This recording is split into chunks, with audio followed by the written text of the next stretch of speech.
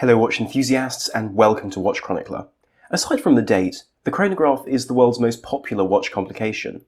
After all, it's the complication which fundamentally changed the nature of the watch long before the rotating bezel was widespread. The reasons for this are of course mixed, but consider the utility of a rotating bezel on a pocket watch pushed into a pocket as just a hint. But why am I talking about chronographs today? You see, over the last couple of months I've spent most of my time wearing either an Aquastar Deep Star, the 2020 version, or a Hanhart 417 ES, again the modern version, two designs which, in their respective fields, have changed watchmaking. Whilst wearing these two pieces, I've found myself using a chronograph to time the silliest of intervals, yet, as time has gone by, I haven't been able to shake the utility of this seemingly simple ability to cleanly, concisely, and easily record time. For this reason, I'd like to speak about 5 watches which made the chronograph what it is today in a variety of areas. These were not the best chronographs, and they weren't even necessarily the most important watches, but they did leave their mark.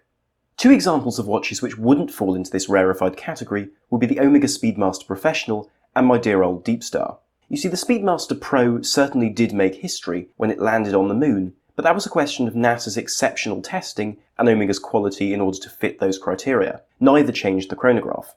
Likewise, the Aquastar Deep Star was revolutionary, as it was the first developed dive chronograph and the first dive computer, yet neither of those relate to the advancing of the chronograph as a genre. Rather curiously, when compiling a list of watches for a video like this, it becomes quickly apparent that it takes a lot more effort to narrow down the list than to increase it. Before even starting, I've already knocked the Zenith El Primero off the list, because aside from being Swiss and having a spectacular and fully integrated high-beat automatic chronograph, it didn't vastly influence the trends in the watch industry. Sure, the movement is an icon, but the watch less so. Similarly, the Tag Heuer Monaco is a stylistic icon, yet mechanically it was in some ways a dead end. The watch to begin with, though, was fundamental to the chronograph as a genre by defining its pinnacle. This is the Patek Philippe 1518, the first perpetual calendar chronograph. Launched 9 years after the Stern family's acquisition of the Patek Philippe brand, the 1518 was a unique product for 1941. After all, Patek Philippe only produced their first perpetual calendar in 1925. Aesthetically, the 1518 was very much in line with Patek's first really successful wristwatch and the range of Calatrava offerings which followed it, the reference 96. However, the 1518 was a larger watch, with a dial so elegant that at first glance you may not be aware of its sheer complexity. In fact, triple calendars, those with the date, the day and the month, were very popular in the 1940s and 50s, but these didn't function with the total autonomy of that 1518 Patek Philippe. They had to be adjusted very regularly. Housed in, most commonly, a yellow or rose gold case, in addition to the incredibly rare steel version, and the platinum version which, whilst as of yet undiscovered, does have a reference number assigned to it. This watch was powered by the caliber 13-130Q. This was a movement, as was the perfectly reasonable custom of the time, based upon another Ibush, in this case a Veljoux 13 series movement. Designed in 1916, the original movement powered all of the Holy Trinity watch brands at some point or other, and was ready to house calendars by the 1940s, such as this perpetual calendar, which of course took into account leap years when demonstrating the month lengths. Of course, packaging such a complication in a chronograph movement was a remarkable feat, and ultimately you have to remember that Patek was treading unexplored territory with this ferociously expensive, yet you could argue, truly complete timekeeping tool. But the reason why the 1518 deserves a place in this video is that, thanks to its contribution to high horology, we today have an extensive range of high complication chronograph wristwatches, which represent a high point of wristwatch functionality. Granted, there are more complicated complications to produce, like minute repeaters, but they have reduced functionality compared to this. Ultimately, it was the inarguably superlative utility of the 1518 which was revolutionary for the chronograph. If the Patek Philippe 1518 revolutionized the complicated chronograph, the next watch perhaps did even more. You see, when you consider what a pilot's chronograph should be, what do you picture? The rotating bezel of a Sinn 103 or Breguet Type 20? A black dial and white hands? A large, easily controlled crown? Well, fundamentally, most truly iconic pilot's chronographs, from the Breguet Type 20 to the Breitling 765 and even the Omega Speedmaster, owe this watch some credit. This is the Hanhart chronograph. Hanhart is a German brand still around today, which was very much involved in the Second World War, despite not actually supplying the Luftwaffe. You see, Hanhart launched their first aviation chronograph in 1938 with an already familiar format. A rotating bezel allowed for the marking of time, whilst the chronograph would enable more precise measurements. Likewise, the high contrast dial provided the legibility demanded by pilots in a fundamentally new age of aviation. Yes, the Luftwaffe supplied Flieger watches to pilots for use in flight, but it was Hanhart's pilots' watches which were bought in the early stages of the war by pilots. By 1948, when Hanhart returned to production after producing various other timers during the war and not producing watches, France had taken areas of the Black Forest where these watches were made and realised that just such a tool would be ideal for their aviators. Consequently, Hanhart made more refined pieces following the same format for the French, before, almost certainly because of a lack of spares for the pieces recovered from Germany in the scale needed, the Type 20 pilot's watch was designed on the shoulders of Hanhart's innovation by the French authorities. Whilst Hanhart really rather bookended their aviation chronograph in the mid-50s with the famous 417 ES, and turned to producing stopwatches instead in a more profitable industry, I suppose, for this brand, this very format lived on with the high-contrast hands, rotating bezel, and easily used chronograph. If you're enjoying this video, remember to like, subscribe, and hit the bell icon to always catch the latest content and support the channel. Also, head over to our Instagram page for updates about videos, podcasts, and much more. Thank you. The next watch also featured extensively in the aviation industry, yet in truth it's a watch which many would never associate with revolutionary change for the chronograph as a genre. This is the Breitling Chronomat, a true example of you only live twice, because this is a watch which changed the chronograph, admittedly in smaller ways, twice. The Breitling Chronomat was launched for sale almost at the same time as the aforementioned Hanhart in 1942, but what was different about this watch? You see, whilst the Hanhart was purely a tool for measuring time and sometimes speed, the Chronomat was the first slide rule chronograph with widespread appeal. It provided a precursor to the rotating internal bezel used for the subsequent half-century by the Navitimer. This slide rule bezel allowed for basic calculations, in addition to calculations for fuel consumption, a very useful feature for any pilot. Perhaps what I find most interesting about this watch, quite apart from its creation of an entirely new genre of watch, is its obvious design for the aircraft of the period. Where its successor, the Navitimer, had a complex dial for the smooth ride of a jet plane, the Chronomat was more simplistic, presumably an aid in the vibrating cockpit of a Second World War pilot. Of course, there was a stylistic advance from one to the other, bearing in mind the change in the shape of the pushers, the overall more technical look of the Navitimer, but I think that the point still stands about the environments they were built for.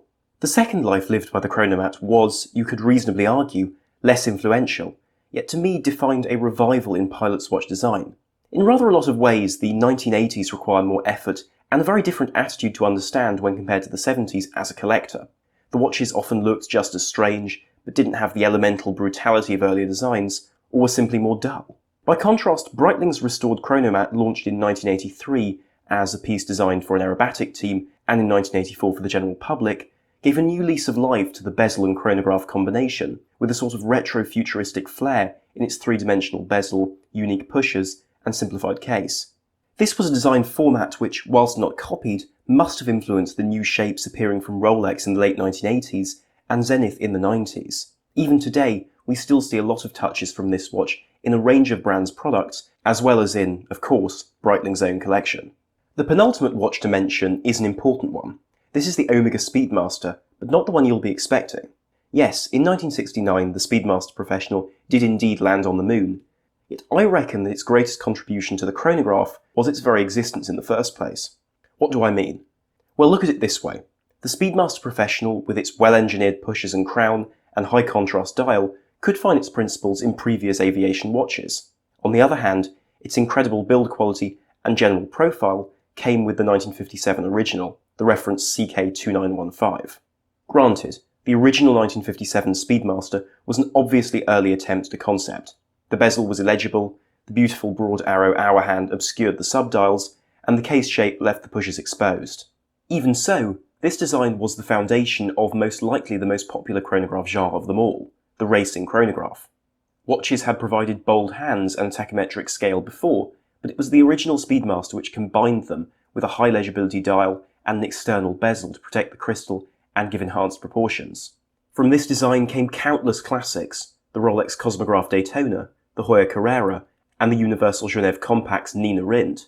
To add to this, Omega created a real benchmark for quality. The Veltro 72 used by most of this watch's competitors was undoubtedly a good movement, and should be seen as one of the last chronograph movements from a world before industrial, unfinished movements and automatic winding in the chronograph field. Even so, the caliber 321 as a development of the earlier Lemania 2310 will forever be a gold standard.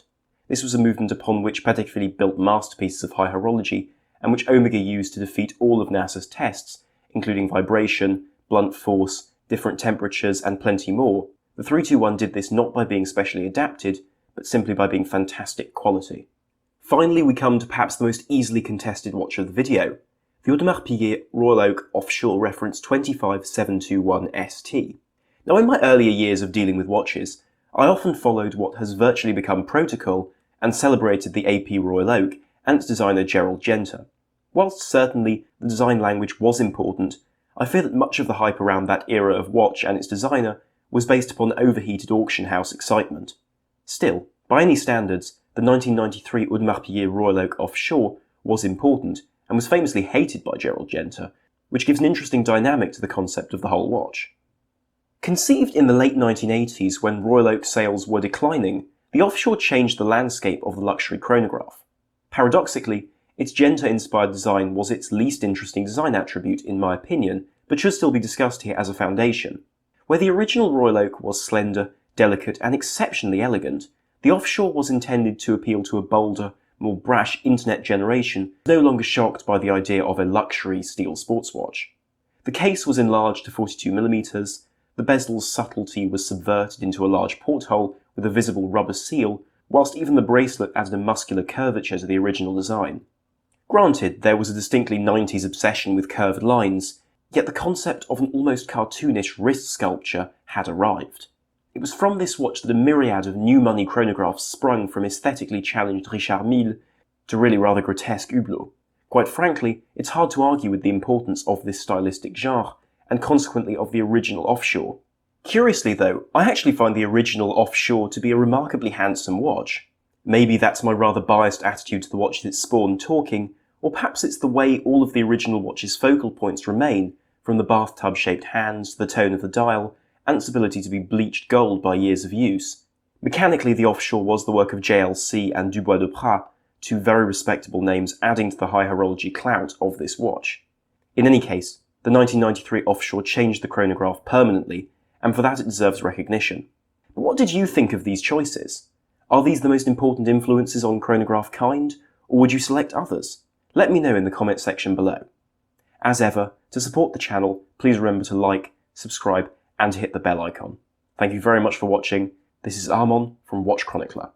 Out.